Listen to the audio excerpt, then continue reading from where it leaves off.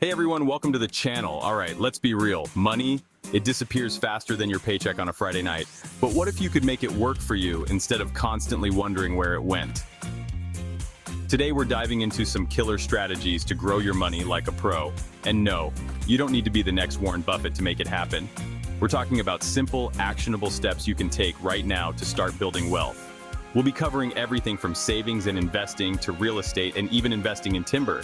Yeah, you heard that right. Trees can make you money. So whether you're just starting out or you're already a seasoned investor, stick around because I guarantee you'll learn something new today. Let's get started.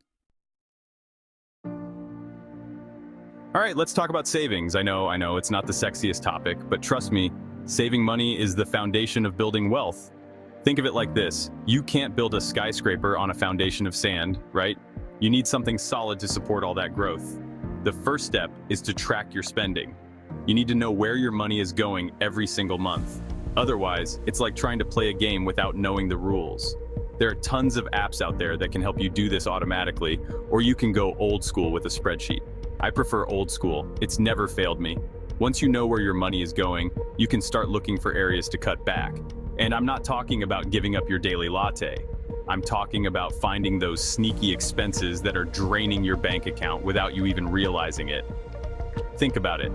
Those $10 subscription services you barely use, eating out for lunch every day, or impulse purchases at the grocery store. These small expenses add up over time. By cutting back in a few key areas, you'll be surprised at how much money you can free up. Now, let's talk about automating your savings. This is one of the best things you can do to make sure you're consistently putting money away. Set up a system where a portion of your paycheck automatically gets transferred to your savings account each month. Think of it like paying yourself first. Let's talk real estate, folks. Now, I know what you're thinking. Adam, real estate is expensive. I can't afford to buy a house right now, let alone become a real estate mogul. And you know what? You're right. It can be tough to break into the real estate market, especially these days. But here's the thing. It's not impossible. There are still plenty of ways to make real estate work for you, even if you're not rolling in dough. One option is house hacking. This basically means buying a multifamily property and living in one unit while renting out the others. The rent you collect from your tenants can help cover your mortgage payments, and in some cases, even generate positive cash flow. Plus, you get all the tax benefits of owning a home. Another strategy is to invest in rental properties. This can be a great way to generate passive income, which is basically money you earn without actively working for it. Of course, being a landlord isn't always rainbows and butterflies. You need to be prepared to deal with tenants, repairs, and vacancies. But if you're willing to put in the work, owning rental properties can be a lucrative investment. And hey, if dealing with tenants sounds like a nightmare, you can always hire a property manager to handle the day-to-day stuff. Chapter 3.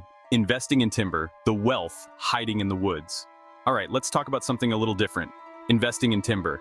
Now, I know what you're thinking. Investing in timber? Is that even a real thing? Do I need to buy a flannel shirt and start chopping down trees? Relax. You won't need a chainsaw for this one. Investing in timberland might sound a little out there, but it's actually been a popular investment strategy for wealthy families and institutions for centuries. Here's the deal. Trees are a renewable resource. As they grow, they increase in value, kind of like fine wine, but way less delicious. And when the time is right, you can harvest the timber and sell it for a profit. Now, I'm not saying you should go out and buy a forest tomorrow.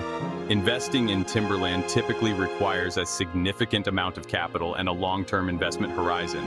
But it's definitely something to consider, especially if you're looking for a way to diversify your portfolio and hedge against inflation. Plus, there's something really satisfying about knowing that you're investing in a tangible asset that's good for the environment. It's like the ultimate win-win. You get to grow your wealth while also helping to preserve the planet. Well, you could invest in timberland directly by purchasing a tract of land, because nothing says serious investor like owning your own personal forest. Just imagine it, a portfolio you can literally walk through, birds chirping, trees appreciating in value and in height. You could buy a forest, instant landlord to trees, birds, and very confused hikers. Thanks for watching, folks. If you found these tips helpful, make sure to hit that like button and subscribe for more savvy financial advice. Remember, building wealth takes time and effort, but it's definitely achievable for anyone who's willing to put in the work. Start small, stay consistent, and don't be afraid to explore different investment opportunities. And hey, if you ever find yourself with a spare few million lying around, maybe give that whole timberland thing a shot. Until next time, keep growing that portfolio.